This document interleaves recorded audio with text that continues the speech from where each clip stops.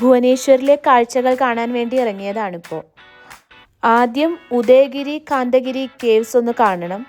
പിന്നീട് അധികം വൈകാതെ തന്നെ ലിംഗരാജ ടെമ്പിൾ കാണാൻ വേണ്ടിയിട്ട് ഇവിടെ നിന്ന് പോകണം. അതാണ് യാത്രയുടെ പ്ലാൻ. ഇതുപോലുള്ള ചരിത്രപ്രധാനമായിട്ടുള്ള സ്ഥലങ്ങൾ കാണാൻ പോകുമ്പോൾ മാക്സിമം നമുക്കൊരു ഗൈഡിനെ ഹയർ ചെയ്യാൻ പറ്റിക്കഴിഞ്ഞ് കഴിഞ്ഞാൽ ഏറ്റവും നല്ലതാണ്. 300-400 രൂപ കൊടുത്തു കഴിഞ്ഞാൽ നമുക്കൊരു ഗൈഡിൻ്റെ സഹായം അവിടെ ലഭ്യമാവും.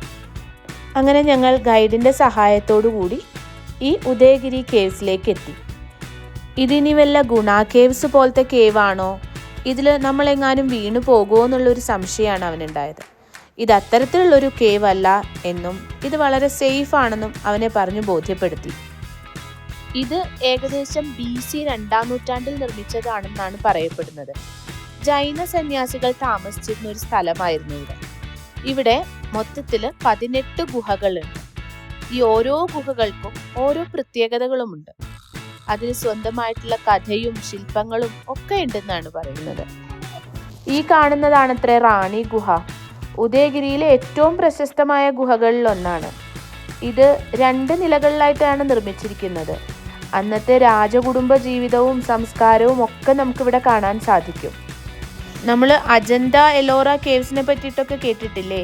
അതേപോലെ തന്നെ പാറകൾ തുരന്നാണ് ഈ ഗുഹയും ഉണ്ടാക്കിയിരിക്കുന്നത്. ഇവിടുത്തെ ഈ കൊത്തുപണികളുണ്ടല്ലോ, ഇത് വളരെ മനോഹരമാണ് കാണാനായിട്ട്.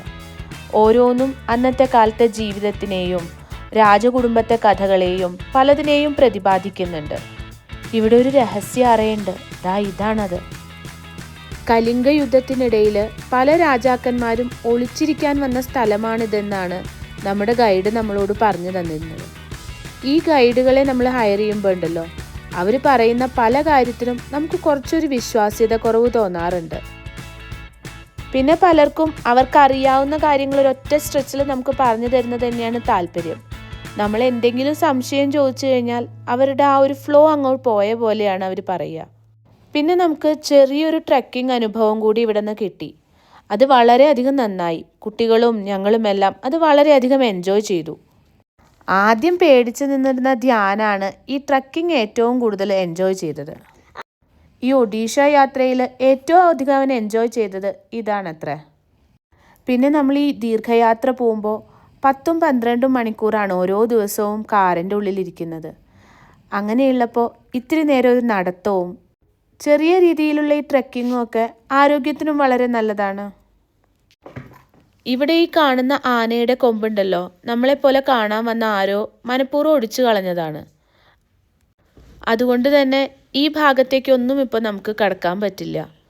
നമ്മളൊരു ചരിത്ര സ്മാരകമോ എന്തെങ്കിലും കാണാൻ പോകുമ്പോൾ പ്രോപ്പറായിട്ടുള്ളൊരു ഡിസിപ്ലിൻ പാലിക്കുക, നമ്മുടെ കുട്ടികളെയും അതൊക്കെ പറഞ്ഞ് മനസ്സിലാക്കി അനുസരിപ്പിക്കുക എന്നുള്ളത് എല്ലാവരും ചെയ്യേണ്ട ഒരു കാര്യമായിട്ട് തോന്നാറുണ്ട്.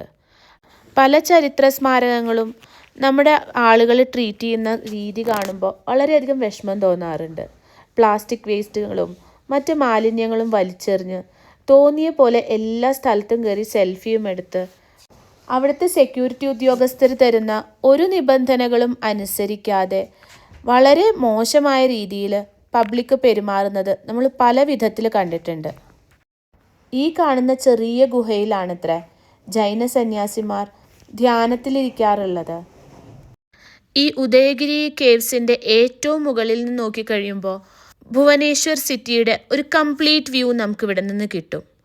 അതുപോലെ തന്നെ ഇതിൻ്റെ മുകളിൽ നിന്ന് ദൂരേക്ക് നോക്കുമ്പോൾ കാണുന്ന ഒരു കാഴ്ചയാണ് ശാന്തി സ്തൂപത്തിൻ്റെ കാഴ്ച.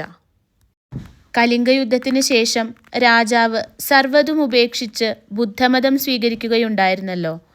അതുകൊണ്ട് തന്നെ ഈ ശാന്തി സ്തൂപത്തിനെ സമാധാനത്തിൻ്റെയും ധർമ്മത്തിൻ്റെയും ഒക്കെ ഒരു പ്രതിരൂപമായിട്ടാണ് കരുതപ്പെടുന്നത്. ഈ ഉദയഗിരി കേവ്സ് മുഴുവനും നടന്ന് കണ്ടപ്പോഴേക്കും നമ്മൾ ക്ഷീണിച്ചിരുന്നു. പിന്നെ കാന്തഗിരി കേവ്സിൻ്റെ ഭാഗത്തേക്കൊന്നും നമ്മൾ പോയില്ല. പിന്നെ നമ്മൾ ഭുവനേശ്വർ സിറ്റിയോട് ചേർന്നൊരു റൂം എടുത്തു. വേഗം നല്ല മഴ വരുന്നുണ്ടായിരുന്നു. പിന്നെ നമ്മൾ റൂമിൽ കയറി ഒന്ന് കുളിച്ച് ഫ്രഷായി വേഗം തന്നെ ലിംഗരാജ ടെമ്പിളിലേക്ക് പോയി. മഴ കാരണം ഒന്ന് സംശയിച്ചാണ് നിന്നത്. എന്നാലും വേഗം ഒന്ന് പോയിട്ട് വരാമെന്ന് വിചാരിച്ചു. വിഷ്ണുവിനെയും ശിവനെയും ഒരുമിച്ച് ആരാധിക്കുന്ന വളരെ ചുരുക്കം ക്ഷേത്രങ്ങളിൽ ഒന്നാണിത്. ഇത് 11-ാം നൂറ്റാണ്ടിൽ നിർമ്മിച്ചിരിക്കുന്ന ക്ഷേത്രമാണ്. ക്ഷേത്ര പരിസരമൊന്നും അധികം വൃത്തിക്കല്ല സൂക്ഷിച്ചിരുന്നത് എങ്കിലും കലിംഗ സ്റ്റൈലിലുള്ളതിൻ്റെ നിർമ്മാണം അതിമനോഹരമാണ്. കണ്ടിരിക്കേണ്ട ഒരിടം. യാത്രകൾ തുടരും.